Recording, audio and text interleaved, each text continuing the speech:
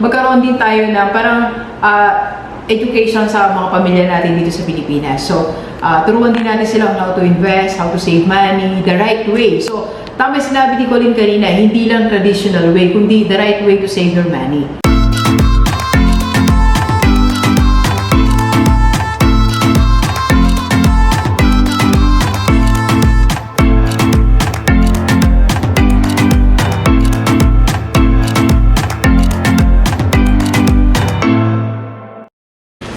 Alright, so Positive Day Universe, this is Dr. Gigi Disunga from Again Gains Project. Magandang hapon sa lahat ng Universe natin. And sa first time po tayo panood sa YouTube channel, thank you very much. Please subscribe, click mo na po yan, Doc Gigi Sunga. And sa lahat ng mga gusto magpa-coach kay Doc, or if you want to start, advertise, or improve your business, just PM me sa personal FB ko, nandiyan lang po sa paligid. And of course, if you want to join my team, I am here Rockstar, mamaya kung paano, yan ang interview natin ngayon. Interview natin one of my leaders. And paano ba, kung ikaw isang OFW, paano ba ma-influence ang pamilya mo dito sa Pilipinas para magkaroon ng income and investment? So, let's go! Let's go! Alright, ma'am. Hello. Magandang hapon. Hi, ma'am. Hapon po. How are you? Good afternoon po, Doc. Ma'am Ednalyn from Japan, no? Yes po. Ang ganda ni ma'am, oh. At syempre, kasama yung anak niya. Hi, Colleen. Hi, Doc. Good afternoon. Kumusta? Doing fine po. Ma'am Ednalyn, kilala ka na ng mga Genevers eh. Sabi nila, Basta po. meron ka ng mga fans, meron ka ng followers pagka nag-start ka ng YouTube channel mo. But anyway, ma'am, para doon sa mga first time na tayo mapanood, ilang taon ka na ba dyan sa Japan po, ma'am? At dito po, nag-start po ako dito, Doc. 2003 pa po. 2000, ilang years yun? 2003? Opo, 18 years. 2002, 2004. Okay. Opo, mga ganun, Doc. Okay. So, sa 18 years, ma'am, syempre, alam naman natin yung mga struggles ng isang OFW, di ba?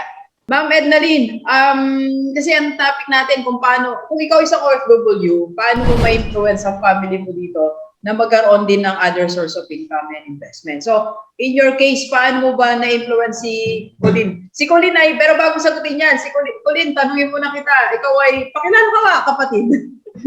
Hello, everyone. I'm Colleen Santos and anak po ako ni Ma'am Ednalyn. I'm 19 years old. Student, di ba? Yes po, student. College po, third year. Yeah, eto nakakatuwa kay Colleen. Estudyante po siya, meron na nag-start siya yung investment niya ngayon, dalawang investment. Kung paano niya nagawa, yan ang pag-usapan natin. Colleen, ano yung dalawang investment ngayon?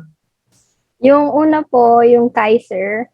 Yes. And yung isa naman po, sa mutual fund, which is Soldiva naman po. Yun, galing, di ba? So siguro sa lahat ng mga estudyante dito sa Pilipinas, baka ilan lang kayo nakakaalam ng Soldivo funds. At nag-start ng mutual funds. Estudyante pa lang, di ba? Paano mo nagawa yun, Colleen? Ay, Doon muna tayo sa mutual funds. How Okay do you do po. mutual funds? so sa mutual funds po, syempre, sa lahat ng investment na to, big thanks po sa mama ko kasi siya naman po kasi nag-introduce sa akin lahat. Dahil, pinaintindi niya po sa akin kung anong kahalagahan ng investment. So ngayon, regular ka nang naglalagay sa mutual funds? Yes Colleen? po. Okay. Every Galing, no? month po. Monthly, di ba? Baka daig mo pa minsan yung ibang employees na hindi di ba, nakakapag-invest. Parang ako, 7 years, di ako nakapag-invest when I was working. So yung unang naging key ay yung when Ma'am Ednalyn introduced yung IMG, di ba? Then, nagkaroon ka na ng interest to have your mutual funds. Question lang, Colleen, paano yung paglalagay mo doon? Kanino ba nanggagaling? Kay mami o from your own pocket na? Sa mutual funds? Dahil nga po student lang po, Doc, yung mga baon ko dapat, hindi ko siya masyadong nagagamit ngayon kasi stay at home. So, yung ibang matitira po, hindi matitira do kasi every allowance, naglalaan na agad ako sa kanya. So, Ma'am Ednalyn, nung online ang klase, hindi ka nagbawas ng allowance? Opo, hindi po. Kasi yun nga po naisip ko na nasa kanya na po yun, no? kung magtatabi siya or anong gagawin niya. And luckily, yun nga, namulat ko siya dun sa way ng pag-iipon. Ayan. So, nagpapasalamat din ako kasi nakikinig din po siya sa akin. And yun nga po, marami rin po kami natututunan sa IMG. Ma'am Ednalyn, so ngayon, kasi di ba yung mutual funds ni Colleen galing sa allowance siya. How about yung Kaiser? Explain nga muna natin yung Kaiser. Paano ba siya, Ma'am Ednalyn? Why, as early as now, student pa lang si Colleen, in-introduce mo sa kanya yung Kaiser? Yes po, Doc. Kasi po, kailangan maging prepared po tayo, no, kung ano man po yung maaaring mangyari sa atin. Hindi po porke malakas ka or bata ka pa, hindi ka po magkakasakit. So, yun po yung isa sa mga dahilan. Dahil nga po meron na pong kasamang healthcare.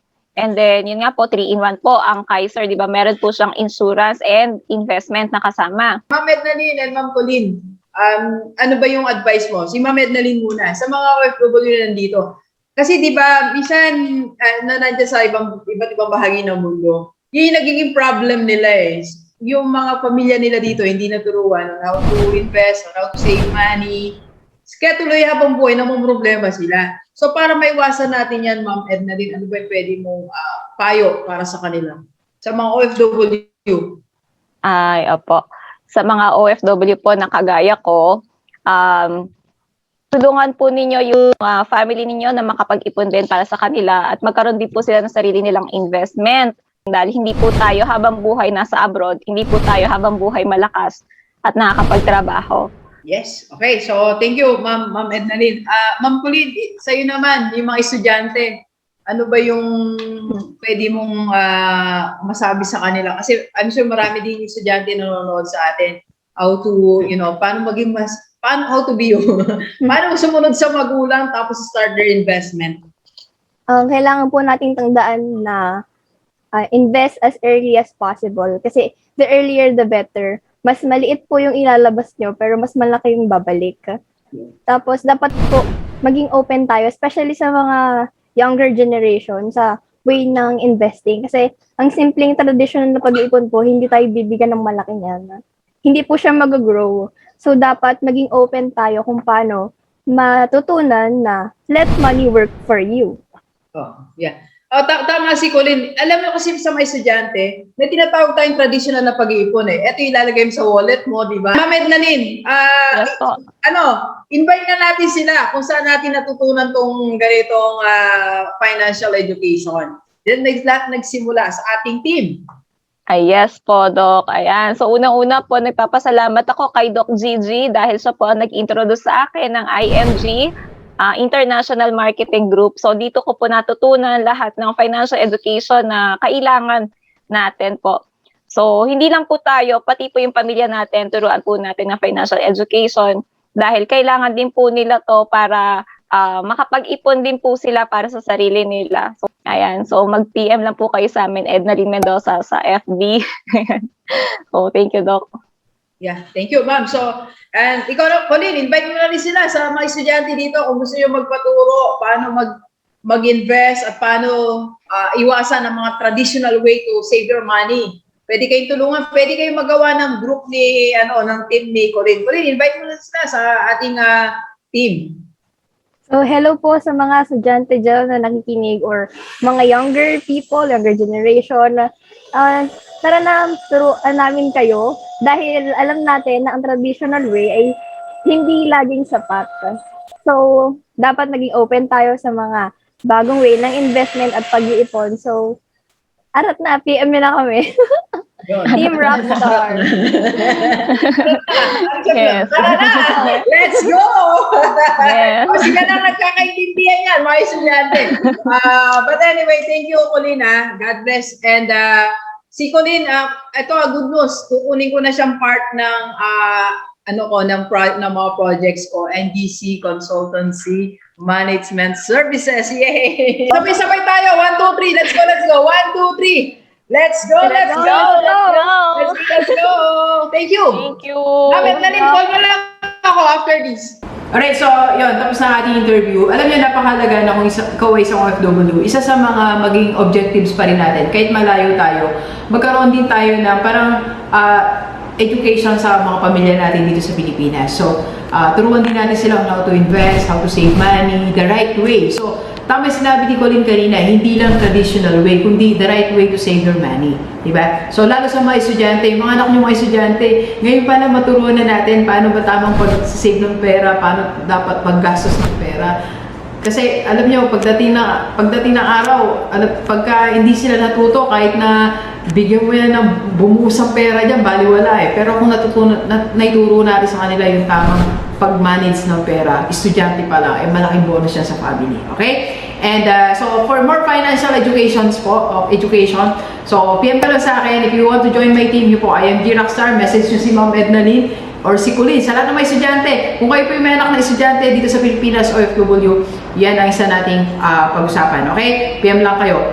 And last na lang, sa lahat ng mga OFW, mga kapatid, okay? So, hindi lang basta nagpapadala ng pera sa Pilipinas. Kailangan nakaayos din pati tamang edukasyon sa mga anak nyo dito. Okay? Isang malaking bagay na may tutulong sa kanila. Sa una, mahirap. Sa una, may resistance. Sa una, parang may debate, may ano. Pero pag naging laman na siya ng conversation nyo everyday, nagiging normal na lang yan sa kanila. Okay?